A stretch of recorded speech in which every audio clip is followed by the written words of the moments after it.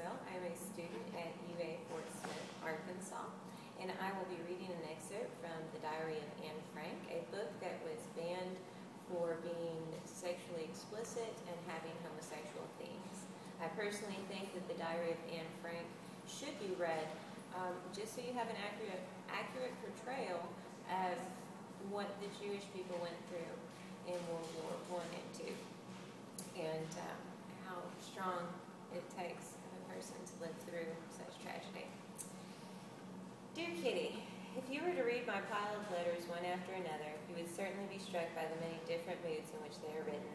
It annoys me that I'm so dependent on the atmosphere here, but I'm certainly not the only one. We all find it the same. If I read a book that impresses me, I have to take myself firmly in hand before I mix with other people, otherwise they would think my mind rather queer. At the moment, as you've probably noticed, I'm going through a spell of being depressed. I really couldn't tell you why it is, but I believe it's just because I'm a coward, and that's what I keep bumping up against. This evening, while Ellie was still here, there was a long, loud, penetrating ring at the door. I turned white at once, got a tummy ache and heart palpitations, all from fear. At night, when I'm in my bed, I see myself alone in a dungeon without Mummy and Daddy.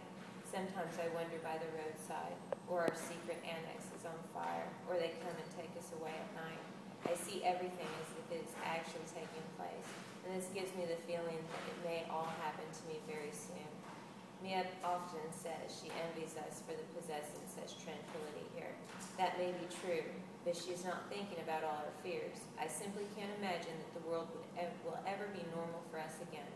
I do talk about after the war, but then it is only a castle in the air, something that will never really happen. If I think back to our old house, my girlfriends, the fun at school, it is just as if another person lived it all.